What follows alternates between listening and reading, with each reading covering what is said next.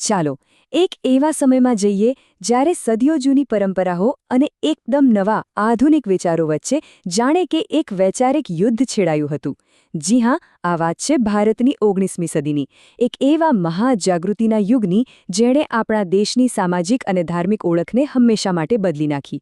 તો ચાલો આ ક્રાંતિકારી સમયની ગાથાને આપણે ઊંડાણથી સમજીએ. તો સવાલ એ થાય કે આ સુધારાની મશાલ પ્રગટી એ પહેલાં આપણો ભારતીય સમાજ હતો કેવો?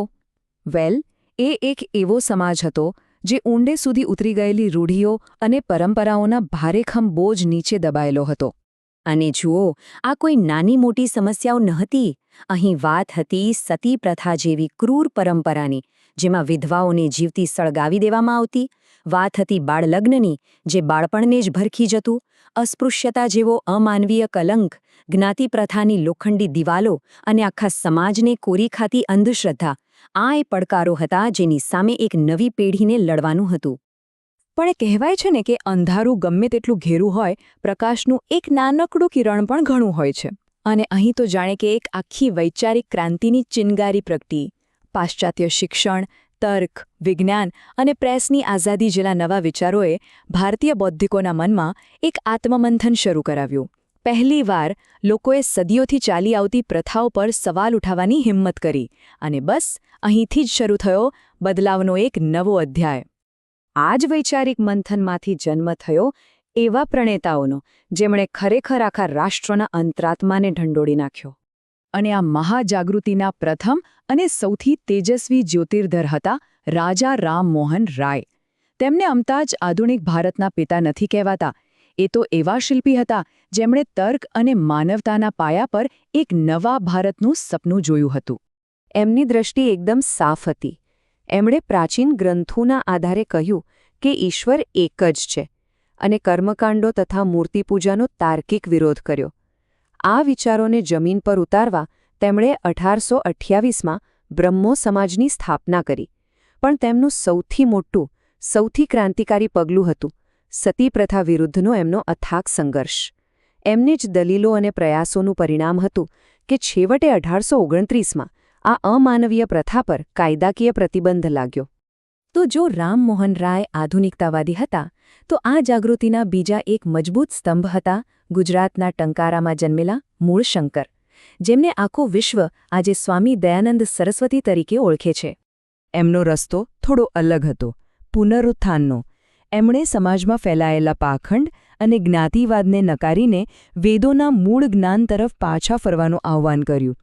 આ વિચારને ઘરે ઘરે પહોંચાડવા તેમણે 1875માં આર્ય સમાજની સ્થાપના કરી, સત્યાર્થ પ્રકાશ જેવો ક્રાંતિકારી ગ્રંથ લખ્યો અને શુદ્ધિ આંદોલન દ્વારા સાંસ્કૃતિક આત્મવિશ્વાસ પાછો લાવવાનો પ્રયત્ન કર્યો. એ માનતા હતા કે સાચો સુધારો શિક્ષણથી જ આવશે અને એટલે જ તેમણે ડીએવી કોલેજો અને ગુરુકુળોનો પાયો નાખ્યો. અને તેમનો આ મંત્ર, વેદો તરફ પાછા વળો, એ માત્ર એક નારો નહોતો સાહેબ. એ તો પોતાના ભવ્ય સાંસ્કૃતિક વારસાને ફરીથી સમજવા અને ગૌરવભેર અપનાવવાનું એક શક્તિશાળી આહ્વાન હતું.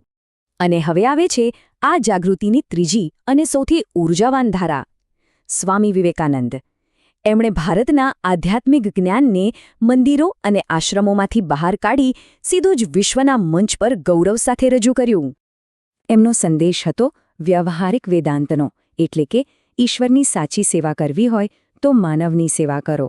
1893માં શિકાગોમાં આપેલા એમના ઐતિહાસિક ભાષણે પશ્ચિમી દુનિયાને ભારતીય તત્વજ્ઞાનની ઊંડાઈનો પરિચય કરાવ્યો. અને આ સેવાના વિચારને એક સંસ્થાનું રૂપ આપવા તેમણે 1897માં રામકૃષ્ણ મિશનની સ્થાપના કરી, જેનો મુખ્ય ઉદ્દેશ્ય જ જનસેવા દ્વારા જનજાગૃતિ લાવવાનો હતો. અને એમનો આ સંદેશ, ઉઠો, જાગો અને ધ્યેય પ્રાપ્તિ સુધી મંડ્યા રહો, એ માત્ર શબ્દો નહોતા.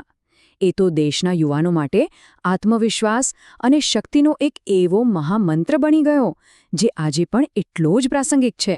તો જ્યારે રાષ્ટ્રીય સ્તરે આવા મહાન વ્યક્તિત્વો સમાજને નવી દિશા આપી રહ્યા હતા, ત્યારે અહીં આપણી ગુજરાતની ધરતી પર પણ સુધારાની એક બહુ મોટી લડાઈ લડાઈ રહી હતી. અને આ લડાઈના સેનાપતિ હતા એક નિડર પત્રકાર, જેમનું નામ હતું કરસનદાસ મૂળજી. એમણે પોતાના અખબાર સત્યપ્રકાશને માત્ર સમાચારપત્ર નહીં પણ અન્યાય અને પાખંડ સામે લડવા માટેનું એક ધારદાર શસ્ત્ર બનાવ્યું હતું. એમણે એક એવું સાહસ કર્યો જેણે આખા સમાજને હચમચાવી દીધો. પોતાના એક લેખ દ્વારા એમણે ધર્મના નામે અમુક ધર્મગુરુઓ દ્વારા થતા સ્ત્રી ભક્તોના શોષણનો પર્દાફાશ કર્યો.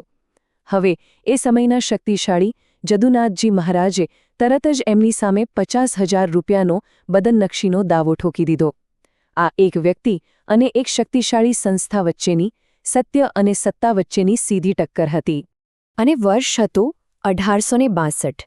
ભારતીય ન્યાયતંત્રના ઇતિહાસનો એક સુવર્ણ દિવસ. આ કેસમાં જીત થઈ કરસનદાસ મૂળજીની. પણ સમજો, આ વિજય માત્ર એક પત્રકારનો નહોતો.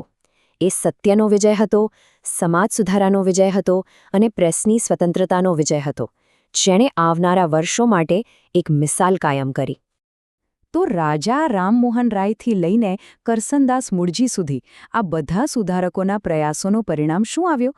વેલ, એની અસર ખૂબ ઊંડી અને ખૂબ વ્યાપક હતી. આ આંદોલનોએ માત્ર સામાજિક ચેતના જ નહીં પણ દેશના કાયદાકીય માળખાને બદલવા માટે સરકાર પર પણ દબાણ બનાવ્યું.